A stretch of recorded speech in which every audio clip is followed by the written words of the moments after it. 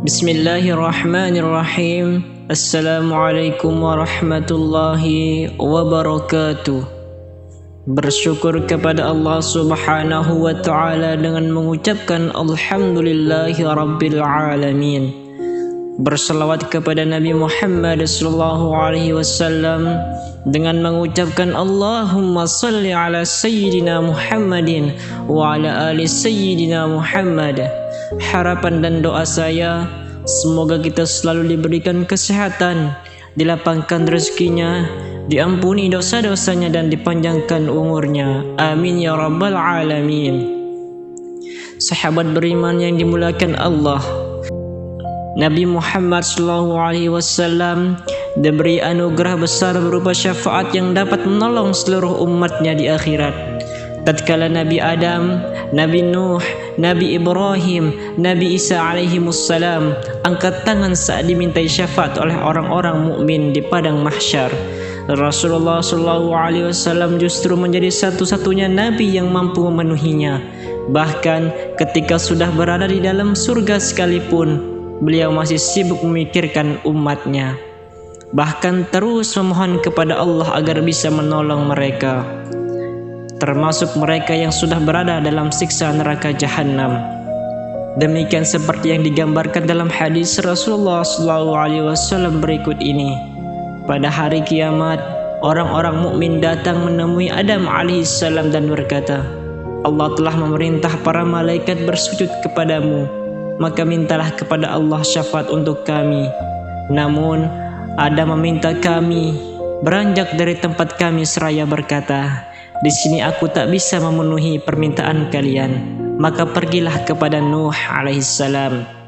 Namun Nabi Nuh alaihissalam juga memberi jawaban yang sama seperti Nabi Adam. Di sini aku tak mampu memenuhi permintaan kalian.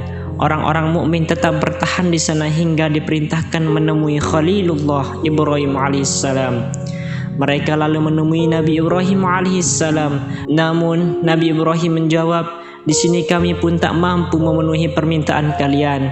Maka datanglah kepada Isa alaihissalam, sebab ia adalah ruh dan kalimatullah. Maka mereka lalu menemui Nabi Isa alaihissalam. Namun ia berkata, di sini aku pun tidak mampu memenuhi permintaan kalian. Maka datanglah kepada Nabi Muhammad SAW, sebab beliau telah diampuni dosanya, baik dosa terdahulu maupun dosa yang akan datang.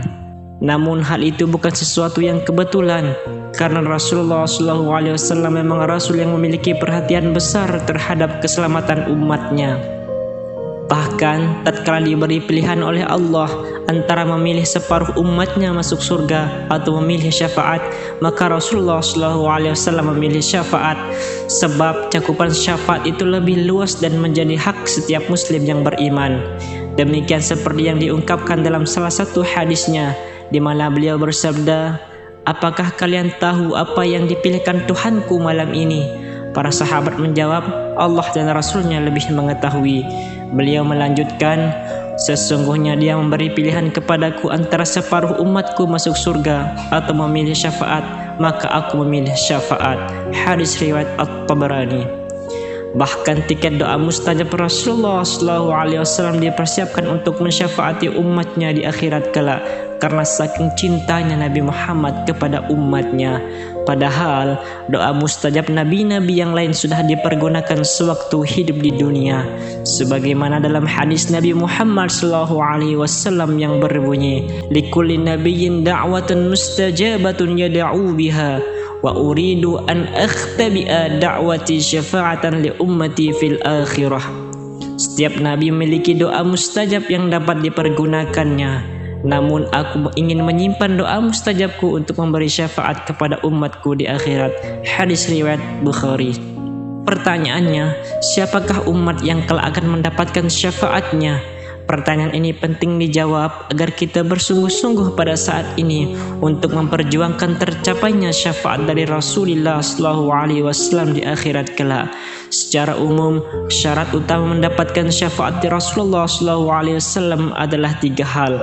Yang pertama adalah meninggal dalam keadaan tidak menyekutukan Allah Subhanahu wa Ta'ala.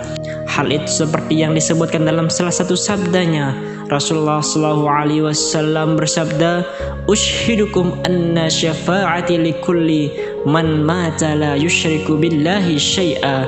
Aku bersaksi kepada kalian bahwa syafaatku diperuntukkan bagi setiap muslim yang meninggal tidak menyekutukan Allah dengan apapun. Syarat kedua adalah meninggal dalam keadaan membawa keimanan, walaupun hanya sebesar biji sawi.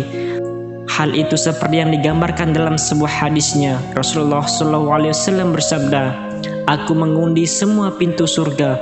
Tiba-tiba dibukakan satu pintu dari emas dan lakukannya dari perak. Kemudian aku disambut oleh cahaya yang agung. Aku pun langsung bersujud seraya menyampaikan pujian kepada Allah dengan pujian yang belum pernah disampaikan seorang pun sebelumku. Disampaikanlah kepadaku, angkatlah kepalamu, mintalah, niscaya engkau akan diberi. Berkatalah, niscaya engkau akan didengar. Meminta syafaatlah, niscaya engkau akan diberi syafaat." Aku pun berkata, "Umatku." Lantas dijawab, "Engkau berhak menolong orang yang dalam hatinya ada keimanan walau sebesar biji gandum." Aku pun bersujud kedua kalinya dan menyampaikan pujian yang sama, dan disampaikan lagi kepadaku jawaban yang sama.